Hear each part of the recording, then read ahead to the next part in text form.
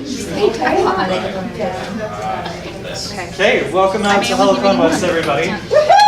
Yeah, this is our first Helicon of the summer, and throughout the summer we'll have one every month on the fourth Thursday of every month. Yeah. And the next few will be open mic. And also, we have open mic tonight, so if you haven't had the chance to sign up, we've got some excellent talent in this back room that we would love to hear from. I mean, in this whole room. In the whole room, everyone. Talent's always in the back room. Dang it. Okay. And tonight we have Michael McLane here. Steph's going to do the introduction, but I'm going to do a little bit of just housekeeping items, and then we'll jump in. Hey, Charles. So there is some Cafe Ibis over there on that table if you haven't grabbed it. We also want to stress that this is an uncensored event, as well as we would like to thank the Logan City Library as our official partners with Helicon West. Yay, library! Yeah! And that is all of the announcements that I have, except that Michael has also brought some chapbooks that he will be selling back at that back table during the open mic and after. How much are they? $5. $5. That's a good deal. Wow. And we are going to hear some of the work tonight. But I'm going to give Steph the chance to introduce Michael, and then we'll go there. Okay, well, this is going to be an experience. He is incredibly qualified, and we're thrilled to have him here at Helicon West today.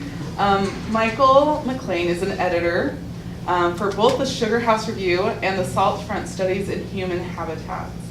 He's the author of a chapbook, Trace Elements. Is that the one you're selling today? Okay, so he's an author of Trace Elements, and his work has appeared in numerous journals, including the High Country News, Dark Mountain, Drunken Boat, Colorado Review, Denver Quarterly, Interim, and Western Humanities Review. So he is definitely well published.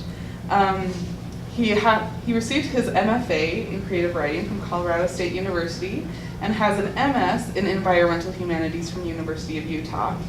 He, for the past 7 years, has been serving as a director for both the book, okay, I don't want to screw this up, the Book of Utah Humanities and the Utah Humanities Book Festival. Center for the Book. Okay, messed it up anyway. I'm the book guy there. Either way, it's the humanities. He is leaving us now to go to Wellington, New Zealand, and start his PhD. And we're thrilled to have him here while he's here. Yeah.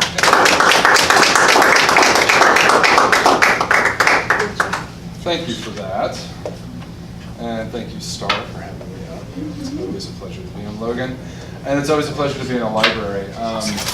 One great thing about my job is that, most towns around Utah, like I couldn't tell you where the hospital is or the cemetery or the barn, but I always know where the library is because of my job. And it's actually a really nice thing to know. So, okay, since I do have some of the chapbooks with me, I figured I better read a little bit out of that at least. This is it. I'll have some back there, back at the table where the talent is. So it's this chapbook was kind of the beginning of what has really become a huge rabbit hole in my life. Some friends and I started making trips out to the different places in the West that are tied to the nuclear industry. So the Nevada nuclear test site, Rocky Flats, the Trinity site in New Mexico, places like that. And this became a regular thing for us every summer. We were trying to hit up a few of these different spots. And I come from a downwinder family, and most of us in Utah here are downwinders in one way or another, whether it be from nuclear testing or from MagCorps or from the Tooele Army Depot or whatever. And so I really kind of started diving into these stories of the downwinders and into the nuclear industry itself and this story. And it really is, it's the story of post-World War II America, because we turned this entire country into a war machine, and that has never stopped. That's what our economy is still based on. And so I'm going to read just a little bit of this, and a couple other poems that are kind of tied into this project. Okay, and this is a abecedarium, which means that each section either starts with or is tied to a letter of the alphabet. Only in this case, mine counts down instead of going forward. So starting with Z, going to A, I'm not going to read all 26, don't worry. Zephyr. It means a light or west breeze. Zephyrus was the god of the west wind, largely forgotten after the fall of the Greek Empire, save as a novel name for trains. At the height of atmospheric nuclear testing, the winds were consulted, locations were carefully chosen. There was some confusion as winds are named for their origin and not for their direction. East winds blow west and vice versa. When winds wouldn't make themselves scarce, a zephyr was preferable to all others, a chance taken on the Badlands fanning out to the east. It didn't take much. Emphasis on the light mentioned earlier, countdowns corresponded closely to their absence. Most countdowns start at 10. This one could have started elsewhere, at 92 or 235 or any other measure of anticipation. We could start with what blew in from the east, but this countdown is one of words, a means to walk around the lip of the mathematical sublime, the kiloton and megaton of the visible, or the Rontgen of the invisible. So we start at the end of our language, at zinnia, for example, a name more appropriate than mushroom, a zinnia cloud. It takes patience to watch a mushroom, and patience is something that is intolerable. But a 20 kiloton zinnia cloud is something altogether different, a light blossom. X. We take our cartographic knowledge for granted. If an X is present, we say there, we say something. If it is missing, we jump to conclusions, we say there, nothing. This is the origin of the term region of sacrifice, the designation given to the Great Basin, an area that encompasses wide swaths of Nevada and Utah. The missing X's denote low population densities, areas of few resources. In other words, a wasteland. Nonetheless, if you were brave or foolish enough to cross the bombing ranges that dot the Great Basin, you will see not only enormous targets painted haphazardly on the earth, but also huge X's splayed in the sand. Excuse me. Parked and waiting on the next pilot. Perhaps the most prominent X in this desert is the massive intersecting runways of Wendover Air Force Base. Now nearly abandoned, the base serves as a small terminal for airlines bringing those too thrifty for Vegas north to cheaper slots.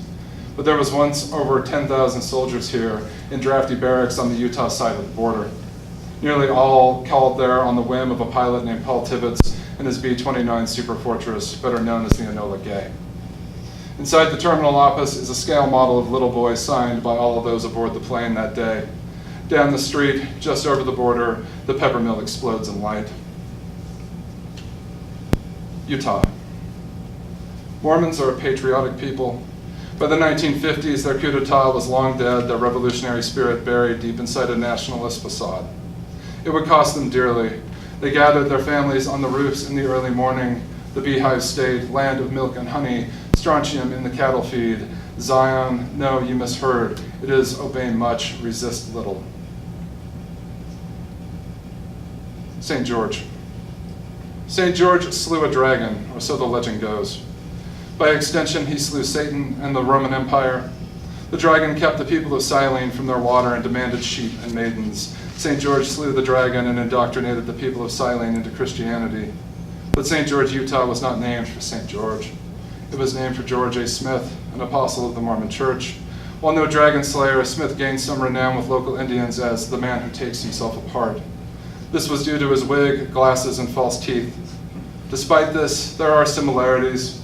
On May 19, 1953, a test named Upshot Not Hole Harry, aka Dirty Harry, rained radioactive fallout throughout southern Utah and Nevada, with a particularly high concentration around St. George. It was the highest concentration of fallout ever created by an American nuclear test. The AEC reassured local authorities, who reassured nervous residents, that all was well. A bit later, they recommended people stay in their homes temporarily, though this update came far too late. Sheep populations disintegrated, burned from the outside in as they roamed, and from the inside out as they ate. Other livestock seared and died prolonged deaths. Their ash was mistaken for snow. People wiped it from their windshields and dusted it from their shoulders. It was indoctrination, though no one had offered to save them first. Milk. How to explain to women across the American Southwest that their breast milk is killing their children? The best policy is not to start. Perhaps they catch a flake on their tongue, realizing too late that it is not that kind of freak storm. Dairy milk is no better. Dust falls on pastures and is eaten by cows, We are uncomfortable talking about teats and breasts, but not so puritanical as to think of them as weaponized. Nonetheless, litany. Strontium 89, strontium 90, iodine 131, cesium 137, barium 140, cesium 144, plutonium 239, americium 241, cobalt 60, iridium 192, polonium 210, uranium 235, uranium 238. What weight neutrality, what heft its absence, what is test, what is testament, what is proof, and what is proving ground. Where and where and where is to be the lie of the land, where its nucleus, how numerous the protesters, how deep their conviction, how intangible the line they cross, how hot are the holding pens, how to behave when they are freed, how many Easters before we know them by name. Abecedarium. They keep us in check. Books used to teach the alphabet, a primer typically consisting of the letters in sequence. Monasteries often possessed an abecedary as an aid for the illiterate. We teach via our inscription, home writ large. A few are carved more deeply than others. Some can only be seen at a distance, while others require we walk the edges, trace the voids they create. Occasionally, an alphabet explodes. There is no word for this. A serif in the sand, letters come and go, typically abecedarian or merely practice.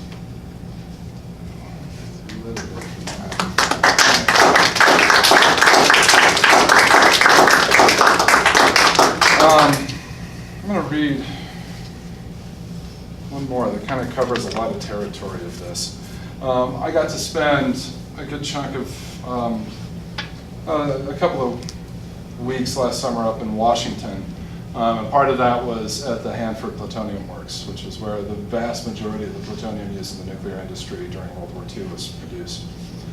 And I won't give you too much more information other than to say that yellow cake is the kind of uranium, it's semi-processed uranium ore. It's what was mined in southern Utah and on the Navajo reservation.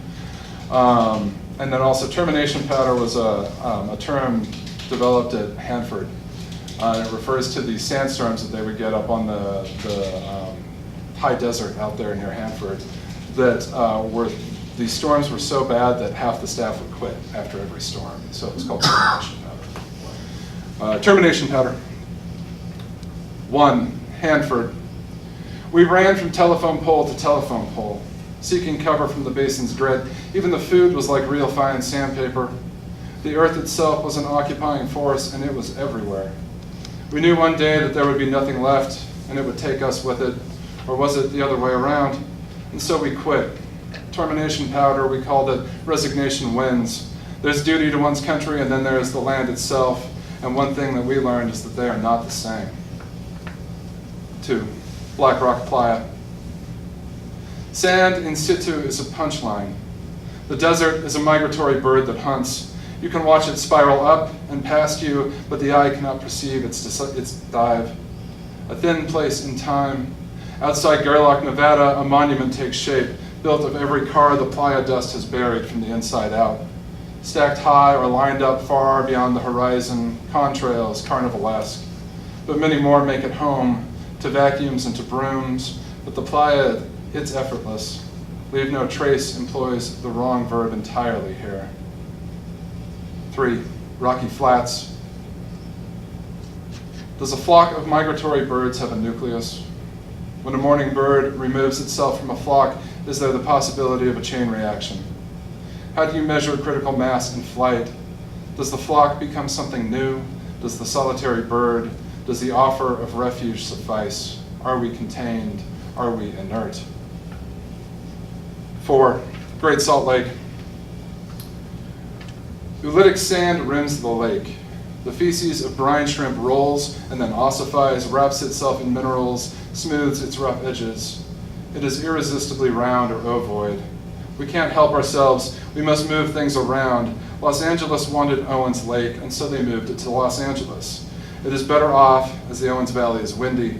It moves things around, but better than we do. It blows, and the earth emigrates, and we barely even notice the lake bed in our lungs, ancient as it is. So when a river is needed, it is moved elsewhere. But the lake The lake it fed is not Owen's. It has salt and finer things, and when it blows away, we are rubbed and brined and prepared as if we are edible. And even the shrimp have their curious revenge, their shit raining down for miles in every direction before they too are carried off. 5. San Juan County. Yellow orients to the west, to the San Francisco peaks. It flows in rivers and flash floods. It never leaves, only hibernates. Yellow roots to the Proto-Indian European gel, a start that gives us German yellow, gelb, as well as gold.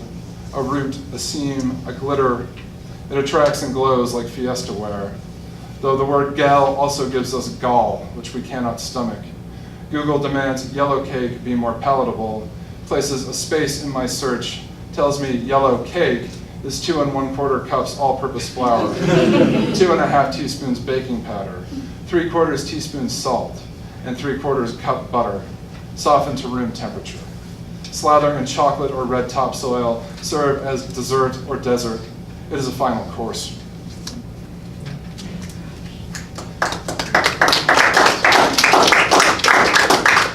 So, as you can probably tell, this is not going to be a super cheery reading. A lot of my work deals with kind of environmental disaster. In the introduction, it was mentioned that I did the environmental humanities program at the University of Utah. And that's really where I kind of realized my niche in this poetry world, and that was in these projects that are very much rooted in place and in environmental turmoil, and how that affects the people in those places as well. So I'm going to read a little bit from 2 other projects that touch on that. The first deals with Centralia, Pennsylvania, which is a town in Pennsylvania that's been on fire for 60 years. A fire beneath it was started accidentally in the garbage dump there, and it's a coal mining town. There's huge seams of coal that run under the settlement there. And so when this fire started, it caught one of the coal seams and has been burning ever since.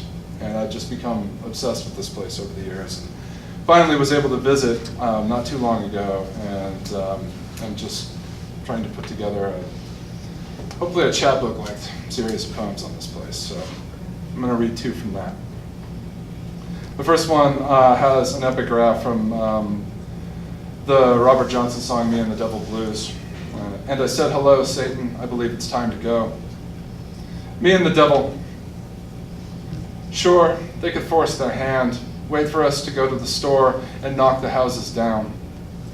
Every morning I remain amazed when the lights turn on, the food is cold, and my bedroom's still warm. There are ways around us, a new highway that just might starve us out, knock us clean off the map. Like God in that old painting, only he doesn't graze Adam's reach so much as bat it away, a reproach for that lonely man who hedges his bets, for being so thoughtless as to give this name again and again, one too many towns named Centralia, itself plural, schizoid, a lazy name. An arbitrary point in a land with purpose seems you can wrap yourself in. And I'm satisfied. Every morning I go walking early when all the kids and bullet bikes have gone. Know the exact number of steps from my door to the barricades at the old highway turnoff. The graffiti along the road, just visible in the dark. Old highway, a biblical wall flipped on its side. Some new Jericho joke, or Joshua loves Tiffany, or R.I.P. Tawny, and fuck the police. And every so often I hear a knocking and from beneath the road, and I imagine the devil looking for a subsidence. Like a drowning man beneath the ice, and I stick my arm down some asphalt maw to pull him out. But he's never really there. Probably never was. Could be it was just some official knocking at my home, to take me by surprise at dawn, extend a hand and offer relocation. Or could be my own heart, echoing out across lawns without their homes and whistling across the fissures like breath over a bottle. But I have no idea how to still that hand, much less open that door. And incredibly, nobody, a few family pets died as a result of this fire, because subsidences would open up in the yards and things would fall in. Amazingly, no humans did, although one boy did fall into one of the holes and was trapped down there for about 12 hours before he was rescued. This is for him. Subsidence. Earth tolerates, sometimes feebly, a wary smile forms beneath a tree. It is crusted in white, like frosting on a birthday cake that is harrowing and hollowing and burning, like a trick candle. And you blow, and no matter how hard you try, it was there before your birth. And what started as a poem of place is now a hole 8 feet deep, and big around as you are, but not a place, not here, where the only sign of you is a moan through the steam, misguided Persephone, so close to gone now, a region of sacrifice giving way. And like that old centurion, when a wound presents itself, you poke and you prod and you put your ear to it to hear the sea, and whoosh.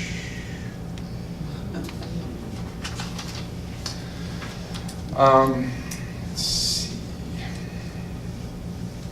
Decide what to do here. How many people are from Salt Lake or have lived there? Just a few. Okay, there's a road right as you're coming in from the north, and most people never take it anymore. It's part of the old Highway 89. It's Beck Street. And I-15 basically made it so that people totally bypass this area anymore. But for the last 5 years or so, I've been doing this kind of intense environmental and cultural history of the Beck Street area. And one of the main kind of buildings that people know that area for is the old Warm Springs building, which is also where the Children's Museum used to be years ago. And it was a bathhouse. It was a municipal pool and bathhouse, and it's a beautiful mission architecture, and it's just largely been abandoned for the last 40 years now. And this is part of a book-length poem I'm working on about this place, and it really kind of became more focused for me when I went back and started remembering all the family ties that I have to this place. Including my Uncle Gary, who was treated at Warm Springs for polio, as were many children in the 50s, when hydrotherapy for the polio outbreak became very popular. But also Gary, as he became a teenager, he realized he was gay, and the bathhouse was one of the few places that he felt safe. It was a safe haven for him and for many other gay men in the city during that period of time. And so this project is really kind of for him, but there's just this huge kind of palimpsest of history there, with all these different groups having occupied the site and used it for different things.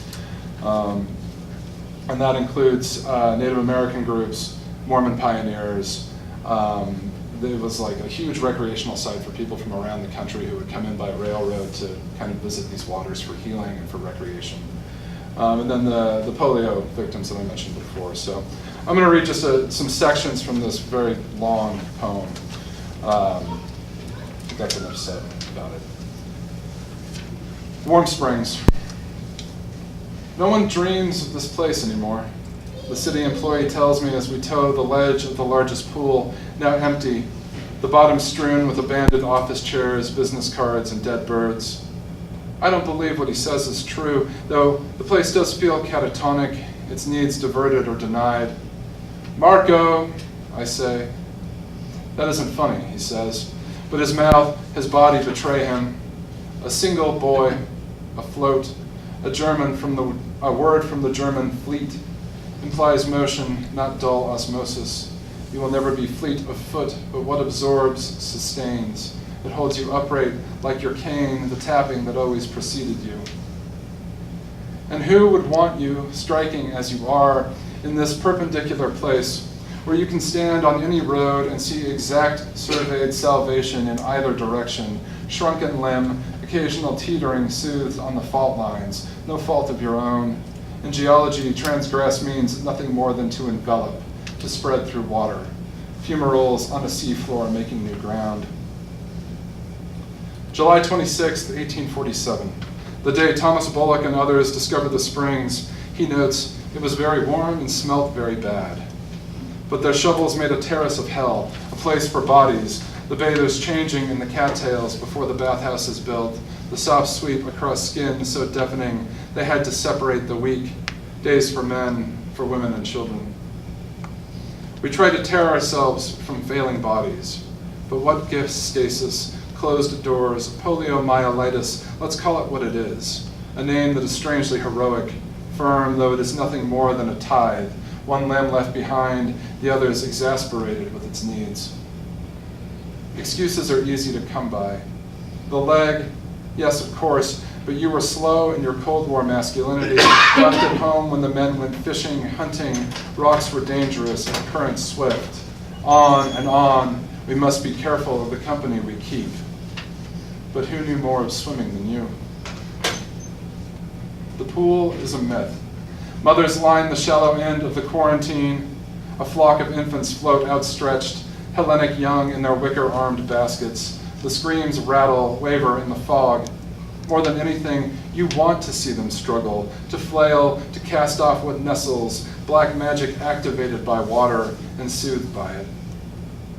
My grandmother, who works in a doctor's office, who knows the descent, the turning in on oneself, lullaby of an iron lung, pleads silently for you to scream, the way forward diffuse as evaporation, slippery as condensation on the building's buttress windows. True believers were baptized twice. Once at home in London or Stockholm or Missouri, before the endless accumulation of miles, and again at the foot of the Wasatch, called it taking the waters, the price of admission, the slow burn of home in the eyes on the skin, commitment embodied in the world endlessly pouring forth. Waterborne, confused tribute or omen, water babies that haunted springs, that colluded with the Mormons, ensured no return. Water babies dipped in Zion upon their arrival and hurried back to town. We are legion. Water babies with shrinking legs and failing nervous systems swaddled in the bathhouse. Mothers doing penance chest deep in fault, springs eternal. The window above the therapy pools are, excuse me. Unpaginated here. We are always at the mercy of the invisible, what hides in waves, a trace of so-called saints, red blotch of skin, so much like burns, what can scrub us so effortlessly away. It did take time. For weeks, measles ran over the foothills, creating their own tectonics. To match impatient earth, one nearby settler wrote, the Indians would run past our cabin howling and screaming, run and jump into the warm springs, then take cold and die. At all times of day or night, their howls or mournings would rent the air. The windows above the therapy pools are blacked out. From the staircase, I can barely make out their depth, the drop into obsolescence, and it is here, in bureaucratic black, that I remember the last time I saw you. 2 years before you died, we were in your hot tub overlooking the Russian River, the jets humming endlessly as we drank late into the evening, watching kids pass slow on inner tubes. It seemed nothing at the time. Fragile selves taking what little they can would have been kept at bay for decades in yours, lulled one more night by the heat. Okay.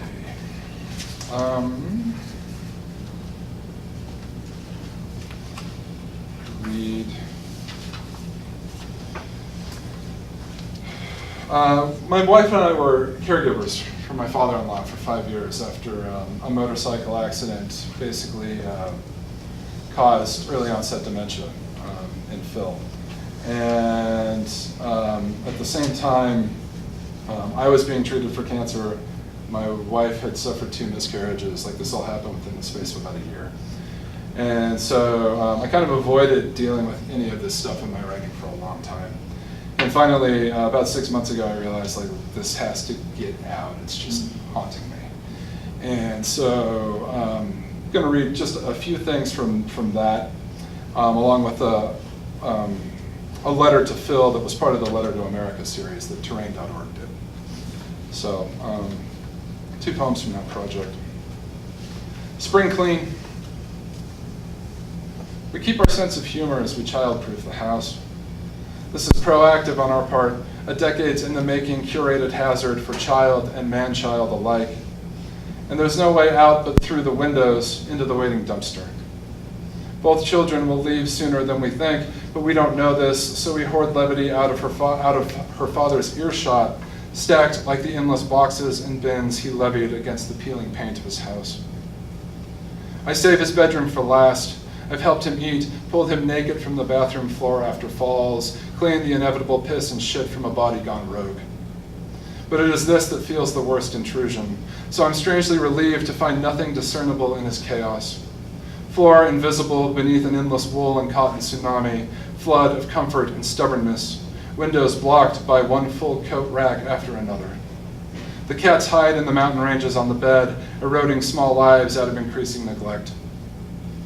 In the middle of the room, an altar, 5 feet across and at least that high. After a few layers, I realize it is made entirely of button-up shirts, work boots, guns, and Playboys. The girls of Starbucks, a shotgun.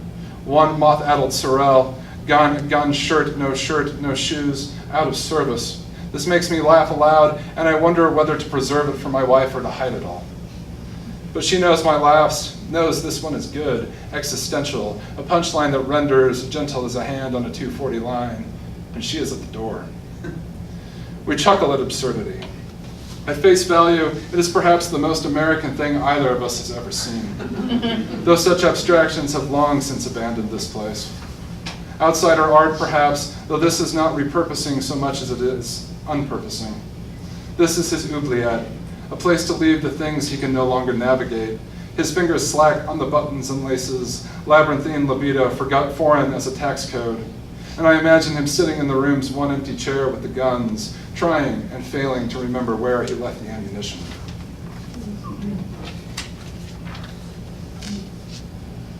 God damn it.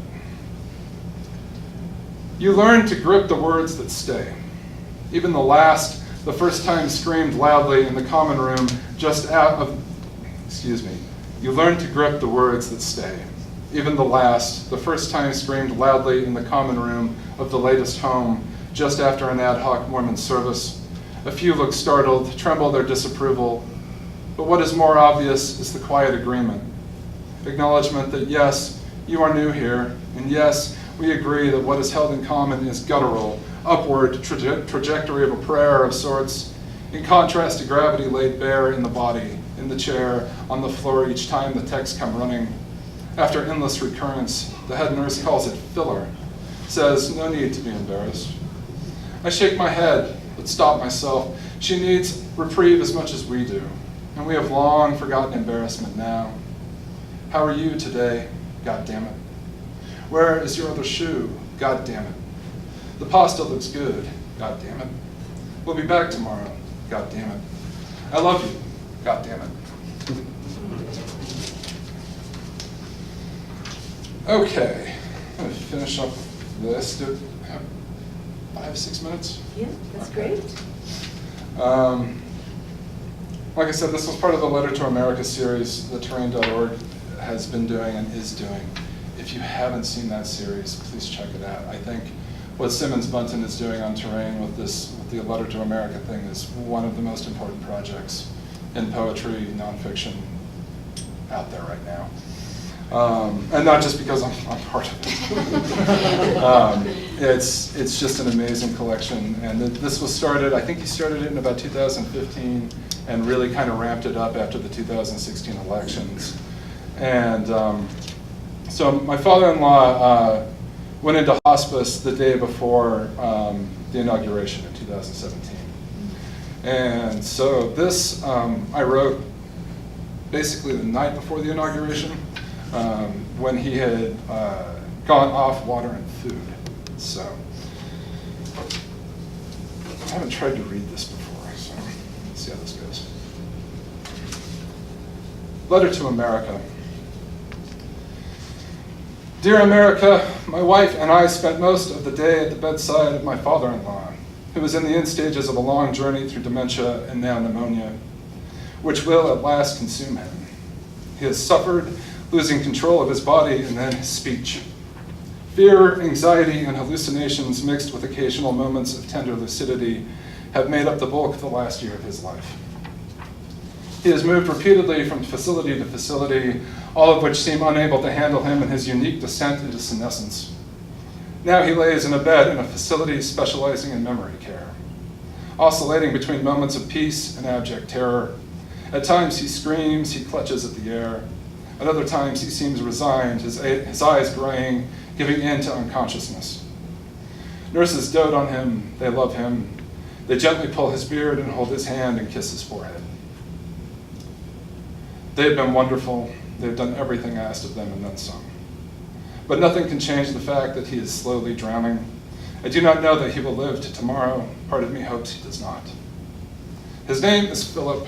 He is 65 years old, and he looks like Gandalf, sharing his mischievous eyes and generous heart.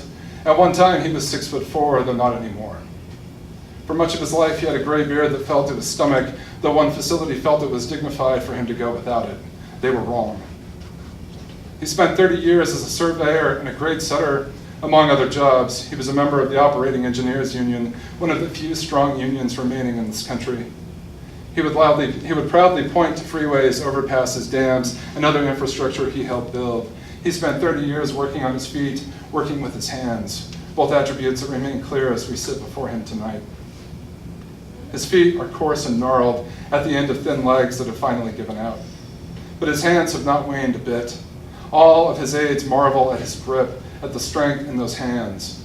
That grip tells us he is there. It conveys an urgency that his frail body betrays. We remain unsure what he needs to say, but he is fighting, working hard as he always has. There is a job to be done, even though my wife and I see an easier way. Last night, I called my father to ask if he would provide a blessing to Philip. Unlike the more common blessings of healing given during sickness or before surgery, this was to be a blessing of release, a means of helping Philip on to wherever that next stop may be. I'm not a religious person. I don't even know that you would call me spiritual. I was raised in the Mormon church, though I've been inactive for 20-odd years. But my rejection of the institution has never prevented me from calling upon my father in times of great sickness or fear for just such a gesture. At these times, we all want community, a simple touch, an affirmation. At the time of my own cancer diagnosis, nothing calmed me more than his reminder that this too shall pass. We wanted the same for Philip. This is about empathy, not ideology. One another is all we have. We need to work with what we've got. We have turned his bed to the window. He was an outdoorsman, an avid fisherman. He loved trees and was furious when we pared back the fruit trees on his property that he had allowed to go wild for years. He treated the one-eyed squirrel that graced the walnut outside his sunroom like royalty. Allowing him a window view is a small gesture, but an important one. Outside, it is snowing. We are 5 days into the worst inversion of the year. The cap of pollutants over the city is locked down tight and we are all sick. Our throats are sore and scratchy. I checked the air quality index. A red air day results from PM 2.5 pollutions of levels of 101 or higher. I don't have to tell you guys that. The index reads 169, then 171, then 176.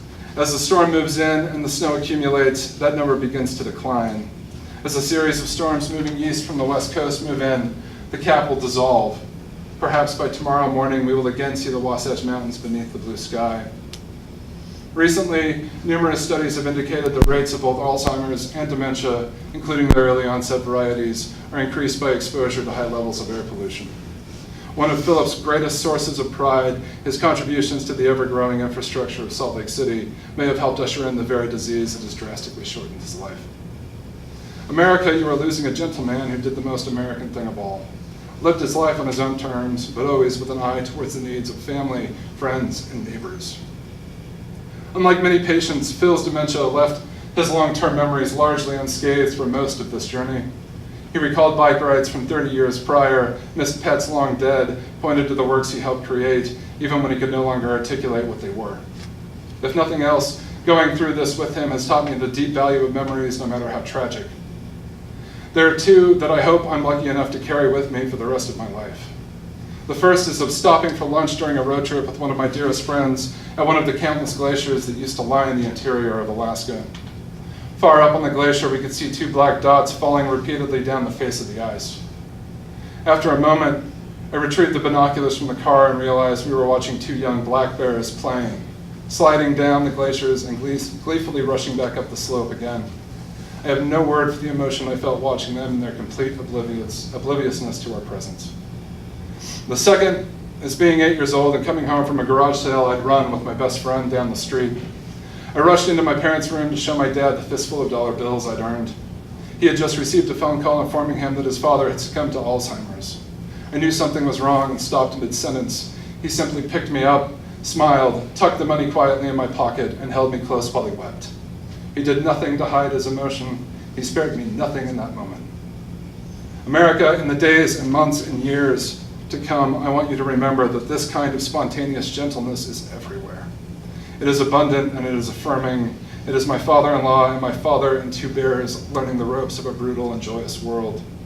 It will not always save us, and it will not save all of us, but it will shield us from the seemingly simpler paths of cynicism and apathy. Yours in the journey. Thanks.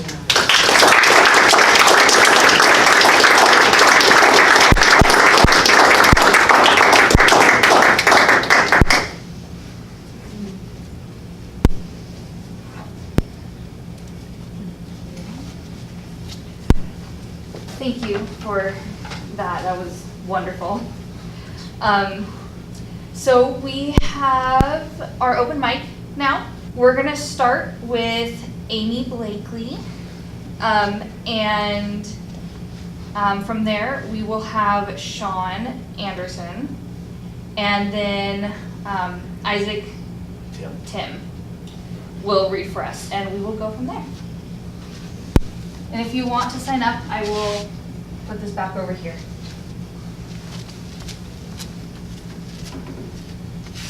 It's been a while. So I just have a few poems today. The first one is called Safe Place. And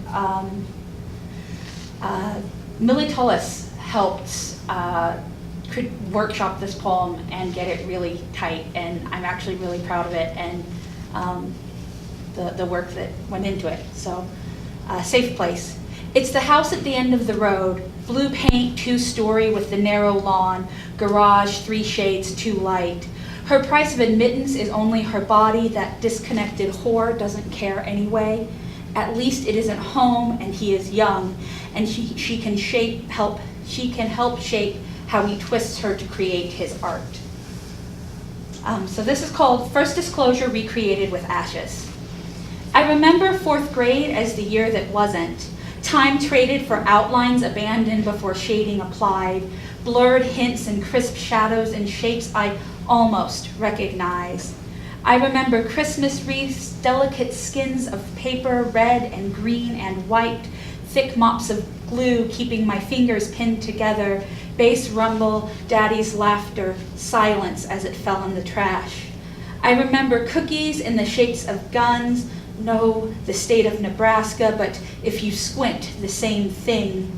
I remember I was bad at math, I failed to grasp cursive, I never knew the answer to anything. My mind otherwise consumed, I swallowed someone else's sun and forgot how to find the way home to myself in the after.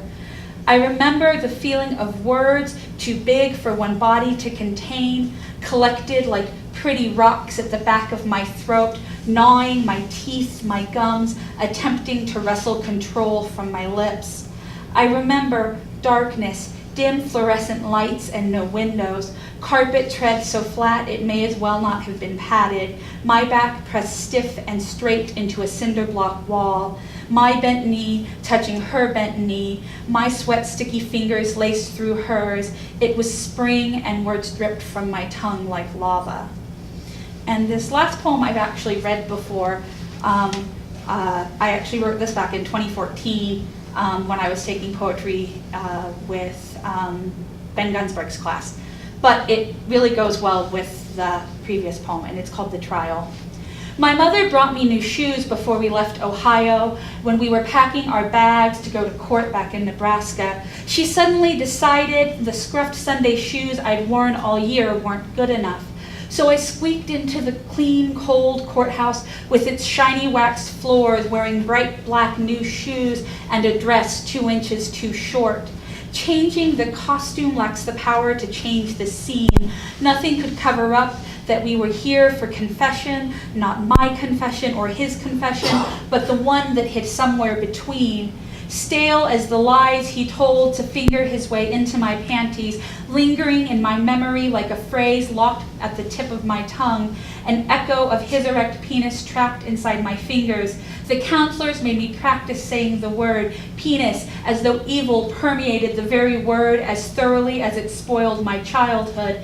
the one I insisted wasn't spoiled because he was my father and he loved me, or I thought he loved me. He swore that he loved me, and I let him because I loved him. After all, isn't a daughter supposed to worship her daddy?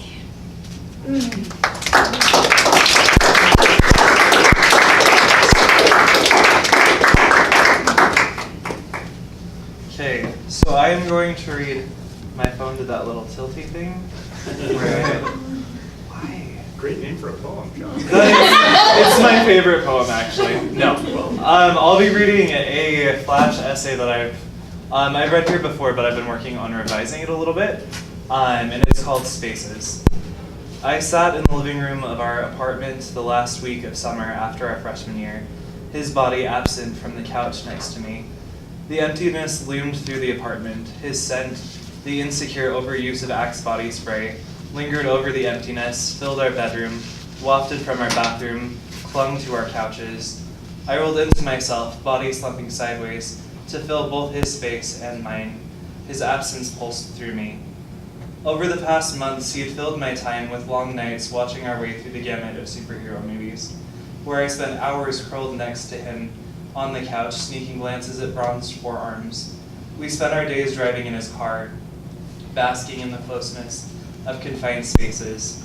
He filled my mind with stories of growing up in small-town Idaho. I slept each night on my side of our shared bedroom, the window open, tempting in breezes to cool the heat blazing in our shared spaces. I reprimanded myself each night for imagining waking up on his side of our room. In our shared religion, there could be no space for us to do the things I tried to stop myself from imagining doing with him. Cradled on the couch, I could reassure myself that he had not left because of me. I had known that he would leave at the end of summer. We had discussed our plans to serve as LDS missionaries rather than return to school in the fall. He had hugged me in the parking lot outside our front door. "It's been fun," he had said, clasping me in his arms. "I'll miss you," I had replied, holding him, convincing myself to release. I called my parents one Sunday in May, when I first started imagining folding his body into mine, my body folding into his. I stretched across my bed and stared over at the collection of his things. He had stayed at church to help clean the chapel. "I think I might not want to serve a mission," I told my parents, my words reaching across the country from our Utah bedroom into their Alabama kitchen. My parents paused, absorbing my words. There could only be two reasons why I would choose not to participate in their religious rite of passage. I was either unworthy to be a missionary, or I didn't believe in their religion. I considered telling them about my blood pulsing within me when our legs brushed those times we would sit too close on the couch. Instead, I listened to my parents explain why I should serve a mission, allowed them to fill me with their beliefs. I told them they had convinced me. I told them I wanted to serve a mission. After my parents and I disconnected, I laid back on my bed, turned away from his things, and stared at the immovable brown wall until he came home from church. He took me home in midsummer, around my birthday. We spent 2 hours in his car, July heat pressing in on us. His car lacked air conditioning, but we pretended to ignore the heat. His parents' house stood alone in alfalfa field, about 15 minutes from the stores in small-town Idaho.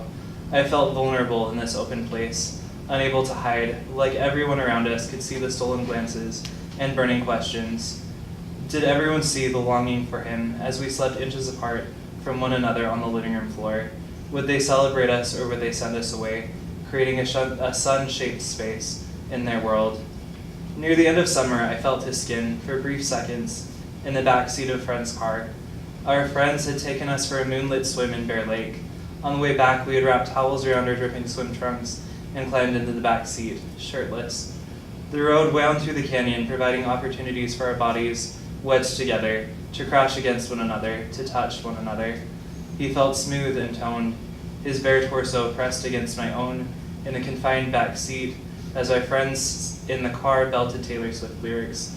The centimeters between us consumed my mind as the curving road pushed us together and pulled us apart. Each pushed together a treasured second of skin on skin, without shame, without guilt, without space to pull away. Thank you.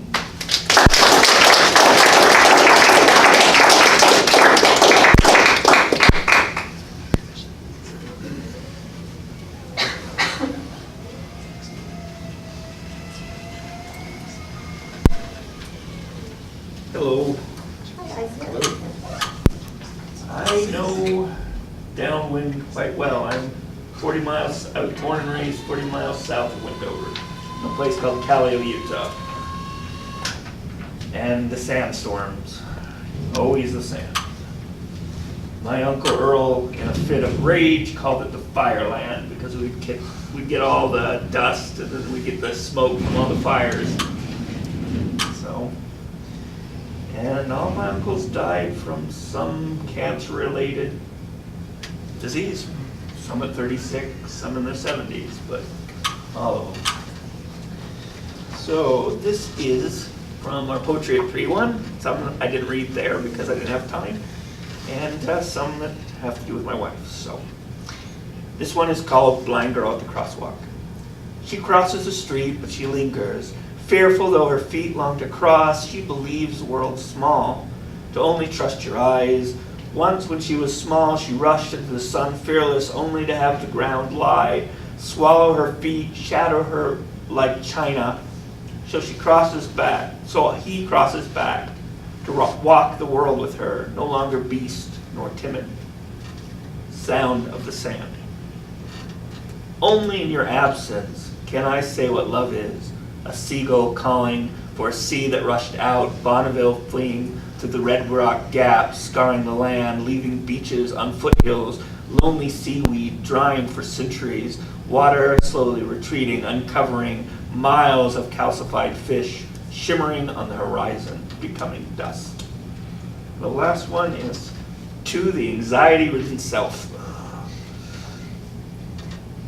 When your muscles knot, tightening shoulders, cramping your neck in an ogre's hand, throttling your breath, causing your hands to sweat and your fingers fidget, remember, it's just a crowd of people, nothing more. Remember the raven launching from the wall, blue in the sun, flight feathers turned out to create lift, wings forward, a void contracting then exploding, air moving past your face, a touch. Remember your muscles ceasing is just a memory of flight. Thank you.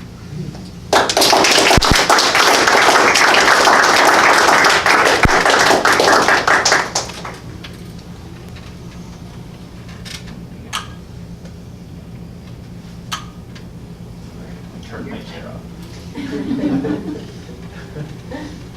See the blocker.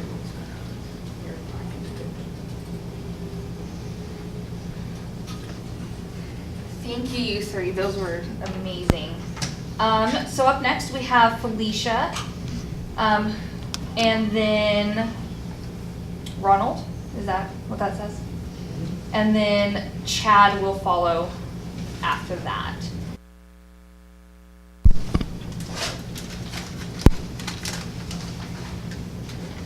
Hi. Hi, Ron. Hello, Ron. You can April 20th, 1969. I'm sure it was nice for me and mine. We were all looking forward to having fun. The next day, when my brother turned one. Little did I know, on that very day, the great lady was born on Montana way. She being an important part of my life. Every on one seed, become my wife.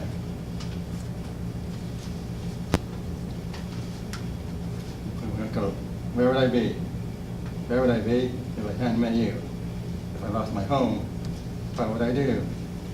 I'm glad you came along. Instead I do. So now I'm able to live with you. Enjoy the sort of God watches over me. To see blessing with you for eternity.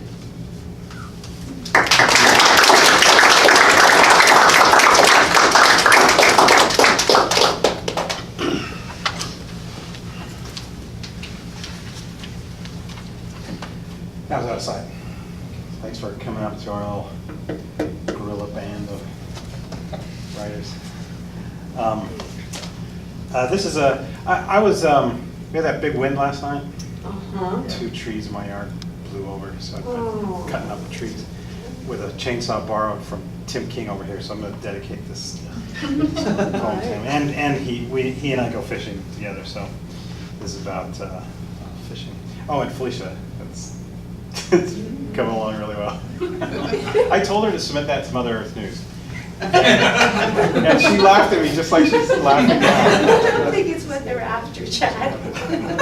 I just think it would kind of transcend market and, you know, circulation consideration. Yeah, so this is I've been writing a lot about my family from the perspective of like when I was a kid. So this is a little poem about my grandpa. And it's called What My Grandpa Knew. My grandpa knew what kind of fish it was before anyone in the boat even noticed he had a fish on. He hauled back on his old Abu Garcia, reeled in a few yards of line, hauled, reeled again, and said, little old bluegill. And when he played the fish to the net, it was a bluegill. He did this all the time. When I was a kid, it amazed me. Like, how could he just know? Before the fish ever jumped, before you could see that pale flicker in the deep, he knew. He knew because every fish fought the hook and line with its own style, in its own way. Stripers obviously hit hard and run fast, and that Zebco 10-pound test goes zing like a strained guitar string. Bluegills pull perpendicular to the tug, planing in arcs that depreciate as they approach the boat. Carp and catfish, crappie and smallies, big mouth and walleyes, Grandpa knew their bite and he knew their fight. I was just a kid. I did not know that each fish sent its own signal up the line like Morse code. Me, I figured that Grandpa could just see through 20 feet of murky Lake Havasu. Thanks.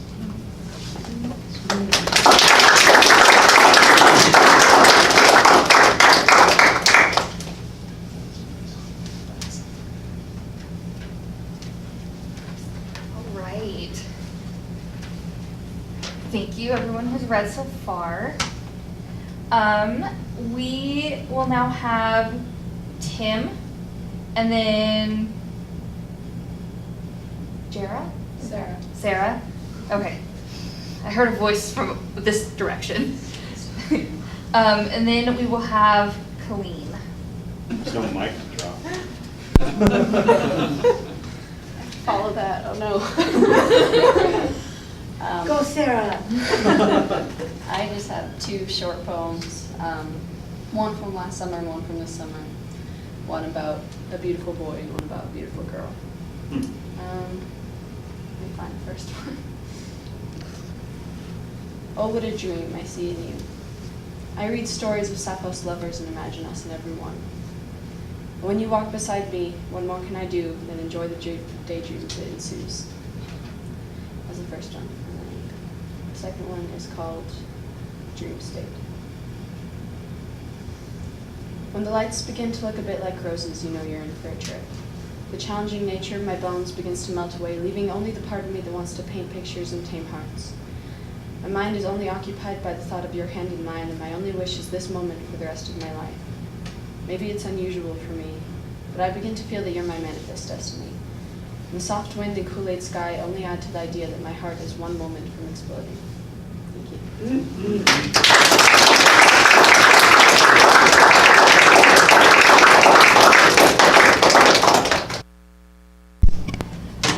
We are down to our last two.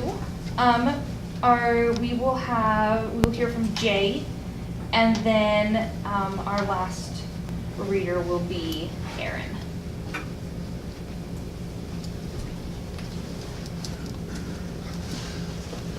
I just have a short poem. It's not long, but all I'd like to say about it is when people do something great in your life, give credit where credit is deserved. This poem is called Forgotten.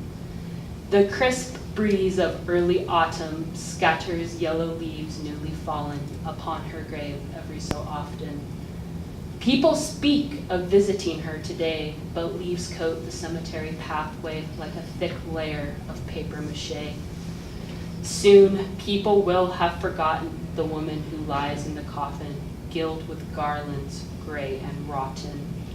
Nobody cares to prune a fresh bouquet, to replace the withered floral display that wilts by her grave in a pot of decay. Soon, people will grow and blossom in the fertile soil she kept sodden, but by then, they will have forgotten.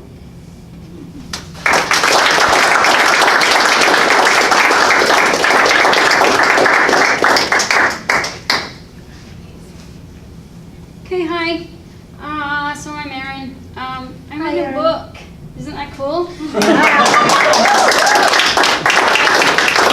Okay, I'm just so proud of that because I'm in a book. Okay. So my husband wanted me to read this poem, so I'm gonna read it. So there you go. All right, it's, oh, I almost read my name. Okay, sorry. It's called Outside Caliente. Caliente is in Nevada. I'm sure you all know that. It's freaking awesome. Anyway, okay. Okay. Dark clouds draw light from salt sand. We pull over just watching the rain that dries mid-fall.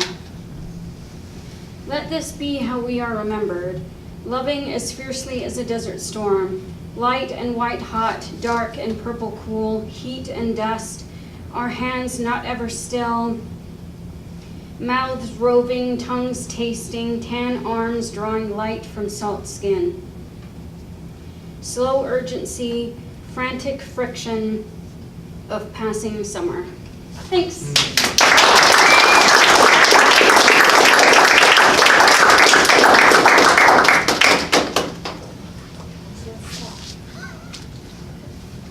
All right, thank you everyone who participated with us today, and everyone who came and supported everyone who's reading.